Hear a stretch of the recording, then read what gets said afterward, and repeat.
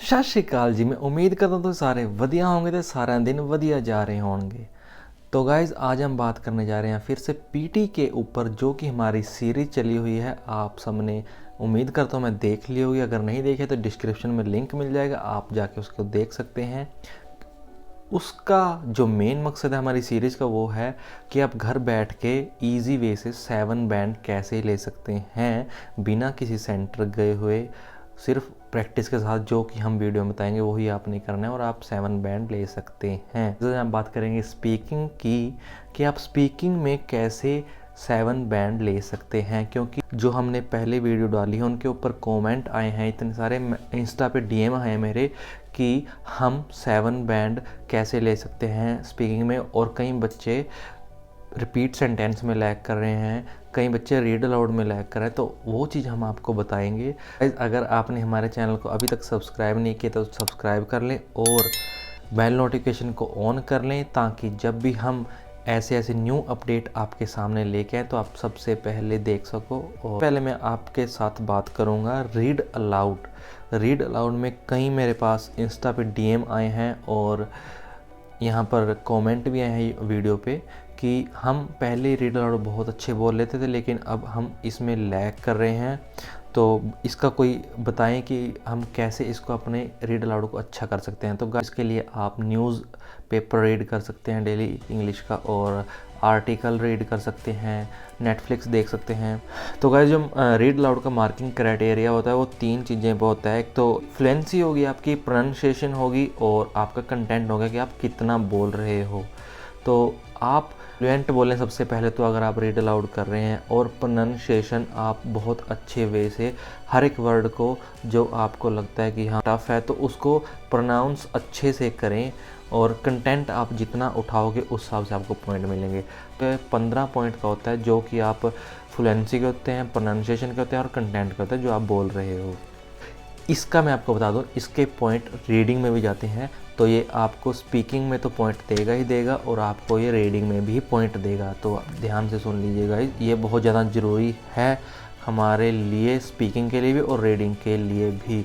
तो सेकंड बात करेंगे हम रिपीट सेंटेंस में। इतने बच्चों के कमेंट और डीएम आते हैं इंस्टा पे कि हमारे रिपीट सेंटेंस नहीं होते। रिपीट सेंटेंस हम कैसे करें? देखो गाइस, सबसे पहले मैं बता दूं, इसकी कोई टिप्स नहीं है, कोई ट्रिक नहीं है, और इसका कोई टेम्पलेट नहीं है, ये आपको खुद से ही करने होंगे। लेकिन इसका हमारे पास एक वे है, जिस हिसाब से आप पैटर्न है, जिस हिसाब से आप इसको ईजी से कर सकते हैं। वो क्या है, आप ध्यान से सुनो। पहले आपने किसी का एक्सेंट कॉपी नहीं करना है रिपीट सेंटेंस में, पहले मैं बता दूं। और दूसरी बात ये है कि इसके पॉइंट जाते हैं लिसनिंग में। स्पीकिंग में इसका बेनिफिट है, आपका लिसनिंग में भी इसके पॉइंट जाएंगे। तो आप ध्यान से सुन लीजिए, ये बहुत ज़्यादा ज़रूरी है स्पीकिंग के लिए और लिसनिंग के लिए भी। और ये आपके 7 से 14 वर्ड्स के आ सकते हैं रिपीट सेंटेंस एग्ज़ाम में। और ये भी 3 क्राइटेरिया पे काम करता है, फ्लुएंसी, प्रोनाउंसिएशन और कंटेंट। अगर आप फ्लुएंट बोलते हैं तो आपको 5 पॉइंट मिलेंगे, अगर आप प्रोनाउंसिएशन आपकी सही है तो आपको 5 पॉइंट मिलेंगे, और % उठाते हो तो आपको 1 पॉइंट मिलेगा, 50% कंटेंट उठाते हो तो आपको 2 पॉइंट मिलेंगे, और अगर आप 80% उठाते हो तो आपको फुल मार्क्स मिलेंगे। तो ये बात ध्यान में रखना। और इसकी प्रैक्टिस कैसे करनी है? प्रैक्टिस जैसे भी स्टूडेंट्स जाते हैं तो क्या करते हैं, सीधा ही डायरेक्ट कहते हैं कि हम तो 100% रिपीट सेंटेंस सुनते हैं तो 100% बोलने की प्रैक्टिस करते हैं, लेकिन ऐसे नहीं होगा गाइज।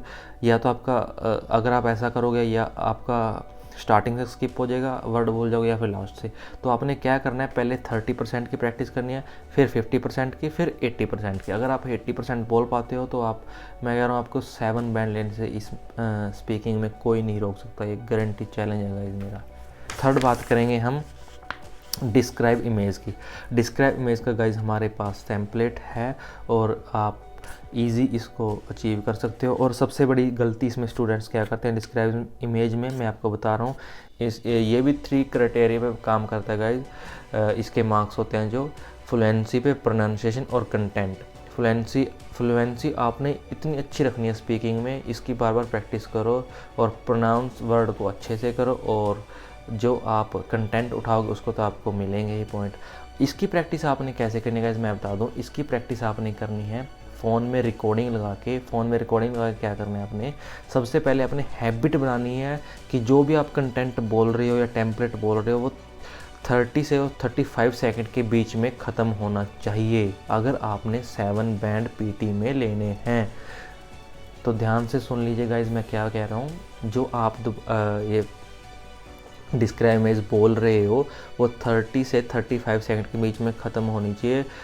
ये नहीं है कि 25 सेकंड में आपने ख़त्म कर दिया, ये नहीं है कि आप 40 सेकंड भी आप कंप्लीट नहीं कर पाए कंटेंट को, और तो आपका ये पॉइंट कट जाएंगे और इसमें आपका स्कोर नहीं आ पाएगा। तो ध्यान से सुन लीजिएगा, ये 35 सेकंड से पहले और 30 सेकंड के बीच में आपने इस कंटेंट को किसी भी इसके डिस्क्राइब इमेज के कंटेंट को ख़त्म करना है। और लास्ट में हम बात करेंगे रीटेल लेक्चर की। गाइस रीटेल लेक्चर की, जो कि इसकी प्रैक्टिस आपने कैसी करनी है, इसकी प्रैक्टिस आपने करनी है, नोट्स बना लेने हैं।